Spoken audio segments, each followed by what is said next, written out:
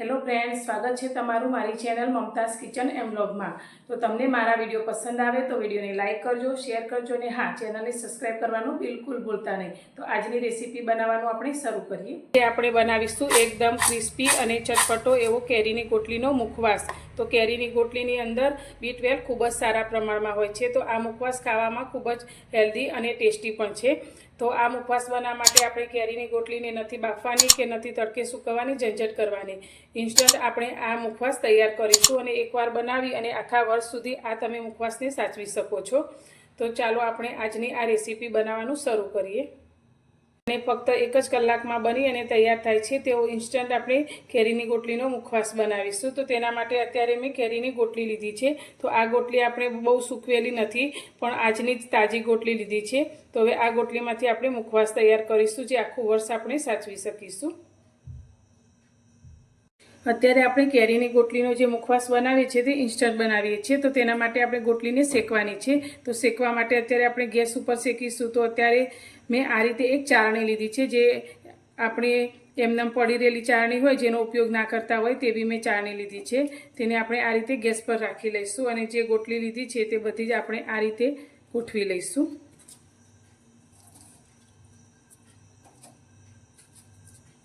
તો તમે ક્યારે આ રીતે ગોટલીનો મુખવાસ ના બનાવ્યો તો એકવાર જરૂરથી બનાવજો।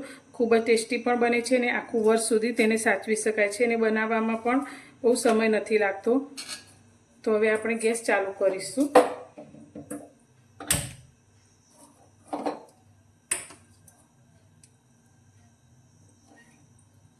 હવે મીડિયમ ગેસની ફ્લેમ પર આપણે આ ગોટલીને સારી રીતે શેકીશું।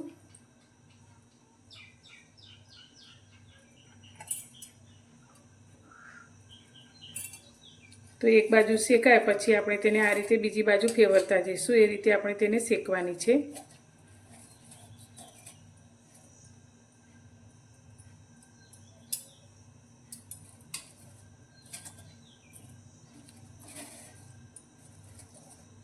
તો તમે જોઈ શકો છો એકદમ સરસ એવી ગોટલી આપણી શેકાઈ જાય છે। તો અત્યારે મેં ગોટલીને શેકી લીધી છે। તો અત્યારે લગભગ 14 થી 15 ગોટલી આપણે શેકી છે।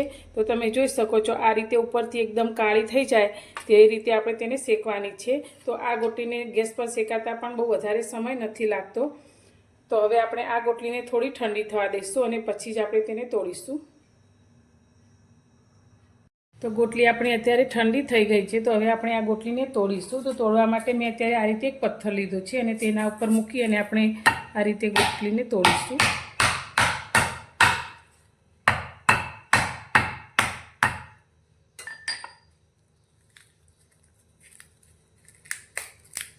તો એકદમ સરસ એવી અંદરથી ગોટલી આપણી શેકાઈ ગઈ છે। તો બાફવાની ઝંઝટ વગર કે તડકે સૂકવવાની ઝંઝટ વગર તમે શેકી અને આ રીતે ગોટલી તૈયાર કરી શકો છો। તો ઉપરથી આ રીતે તેના ફોતરાનો ભાગમાં આપણે કાઢી લઈશું અને એકદમ સરસ એવી ગોટલી આપણે કાઢીશું। આ જ રીતે આપણે બધી જ ગોટલીને પાકી લઈશું।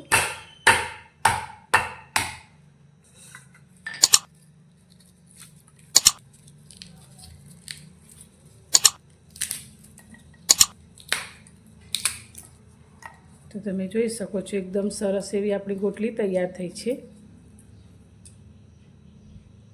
આ જ રીતે આપણે બધી જ ગોટલીને ભાગીને તૈયાર કરીશું। તો બધી જ ગોટલીને આપણી ગોટલામાંથી અલગ કરી લીધી છે। તો એકદમ સરસ એવી શેકાઈ અને આપણી ગોટલી તૈયાર થઈ છે। તો હવે આપણે આની સ્લાઇસ કરીશું। તો તેના માટે અત્યારે મેં આ રીતે સ્લાઇસર લીધું છે। તો હવે આપણે આ ગોટલીની સ્લાઇસ કરીશું। તો એકદમ સરસ એવી સ્લાઇસ આપણી તૈયાર થશે।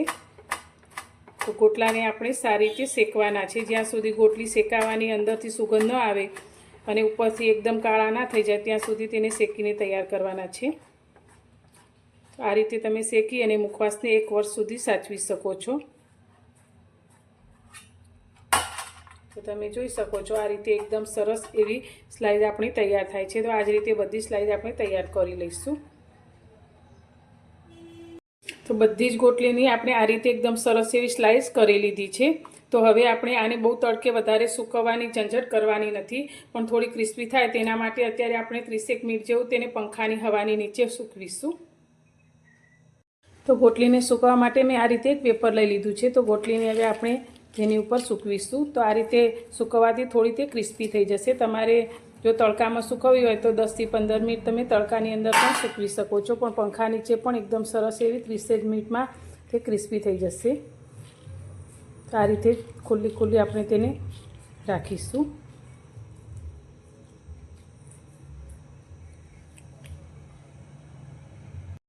ગોટલી આપણે એકદમ સરસ એવી સુકાઈ અને ક્રિસ્પી થઈ ગઈ છે.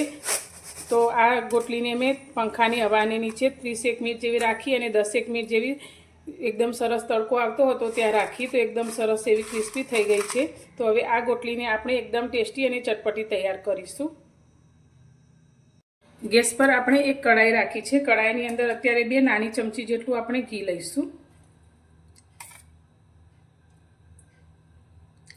હવે આ ગરમ થયેલા ઘીની અંદર આપણે જે ગોટલીને તૈયાર કરી છે તે અંદર લઈ લઈશું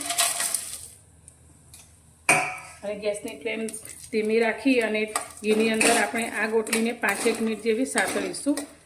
તો આ રીતે ઘીમાં સાતળવાથી તેનો ટેસ્ટ ખૂબ જ સરસ આવે છે અને 1 વર્ષ સુધી આ ગોટલી જરા પણ ખરાબ નથી થતી.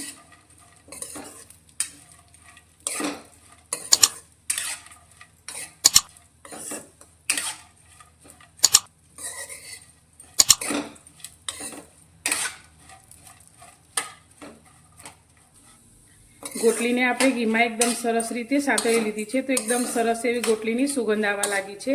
તો હવે તેની અંદર અત્યારે આપણે અડધી નાની ચમચી જેટલું મીઠું ઉમેરીશું અને તેની સાથે અડધી નાની ચમચી જેટલું આપણે સંચળ પાવડર ઉમેરીશું અને એકવાર સારી રીતે મિક્સ કરીશું. તો એકદમ ટેસ્ટી અને ચટપટી આપણી આ ગોટલી તૈયાર થઈ છે. તો હવે આ ગોટલીને આપણે પ્લેટમાં કાઢી અને થોડી ઠંડી કરી લઈશું.